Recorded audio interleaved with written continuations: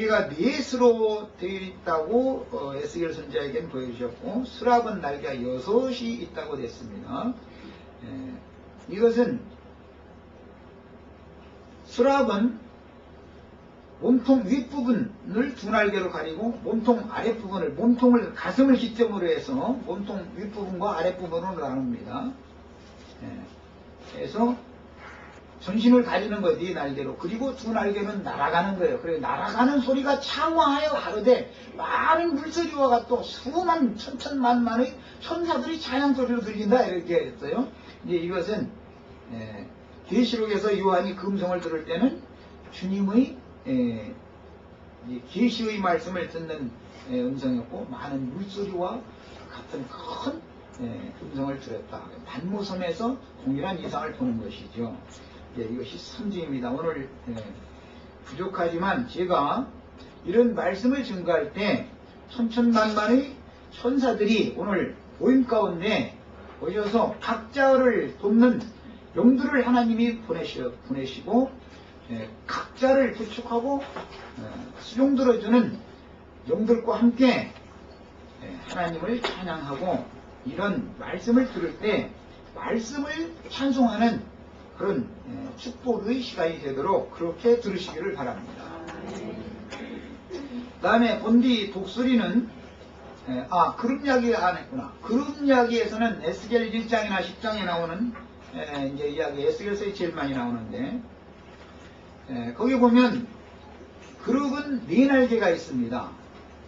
수락은 6날개가 있고, 이사야서 6장에 나오는 그룹은 2날개로는 몸을 덮고 가리고 2날개로는 날아가게 되어 있습니다. 그룹은 이렇게 되어 있습니다. 그럼 이제 그 차이가 뭐냐? 몸통 윗부분도 덮고 아랫부분도 덮는 거는 모형적인 대제사장이 하나님 앞에 나갈 때는 죄 있는 사람으로 그도 나가야 되기 때문에, 그가 얼굴로 구약성경에서는 하나님의 얼굴을 모세라도 아론이라도 직접 볼 수 없었습니다. 그래서 몸통 윗부분도 구약의 예표적인 왕권과 제사장권을 행하는 그룹들은 윗부분도 덮고 아랫부분도 덮는 거예요. 그러나 신약의 예수님은 죄가 없으신 분이기 때문에 자신을 가리고 덮을 필요가 없는 거죠, 하나님 앞에는. 그러니까 그분은 죄인들을 위하여 하체 부분만을 가리는 겁니다. 이것이 이제 상징입니다. 그래서 우리 모든 죄인들의 죄과를 예수님이 대신 지는데, 예수님의 얼굴에는 하나님의 영광의 형상이 예수 그리스도의 얼굴에 나타나는 것이기 때문에 예수의 얼굴을 가리면 안 되는 것이죠. 그래서 그런 차이가 있는 겁니다. 자, 본디 독수리는 그룹이나 내생물의 4번째 모습이지만, 계시록에서는 여자의 남은 자손들을 독수리의 2 날개로 하나님께서 예비하신 비밀의 처소에 업어다가 뱀의 낯을 피하여 마지막 한 일의 절반 기간을 양육하여 이기는 자와 온전한 자들로 성천시켜주는 일을 하는 것으로 계시가 됩니다.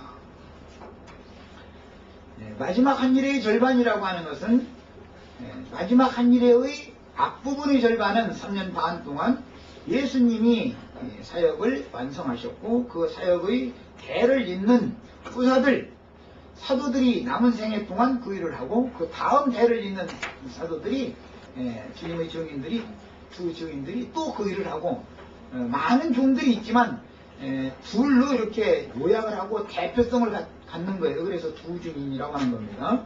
이 시대에도 동일하게 매 세대마다 주님께서는 독수리의 2 날개를 받아서 자기 곳으로 날아가서 그곳에 하나님이 예비하신 비밀한 처소가 있고, 그곳에서 구속하신 영혼들을 양육해서 온전케 된 의인의 영들이 앞서 가신 구름같은 증인들, 온전케 된 의인의 영들이 다 되어서 그 구름에 합류하도록 가르치고 양육하는 직분을 이 생에서 매 세대 해야 되는 종들을 많이 보내신다 그 말입니다. 많은 종들을 꼭 두 사람을 보낸다는 뜻은 아닙니다. 많은 종들을 보내시지만 둘로 이렇게 제사장권과 즉 다스리는 가르치는 권세와 그 다음에 섬기는 권세를 두 제사장권과 왕권을 가지고 보냄을 받는다 그 말이에요.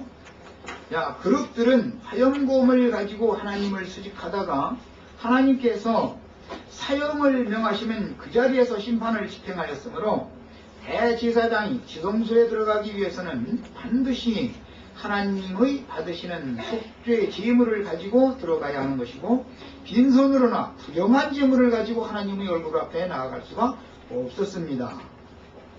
그러므로 오늘 우리 형제 자매님들도 부족하나 제가 전가하는 이런 말씀을 들을 때 아들과 아들의 이름으로 보내신 진리의 성령을 형제 자매님들의 영혼 속에 제물로 형제 자매님들의 그릇 속에 제물로 담아서 형제 자매님들 자신이 각자 하나님 앞에 나갈 수가 있으셔야 되는 거예요.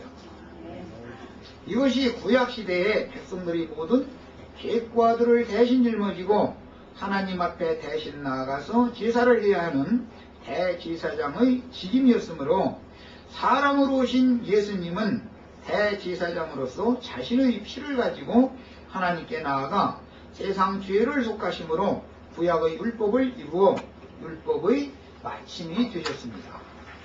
사람으로 세상에 오신 예수는 모든 생물들을 대표하는 네 생물의 머리로 오셨기 때문에 그룹에서는 몸통 윗부분 그 다음에 몸통 아랫부분 이렇게 나눠서 이야기를 하죠.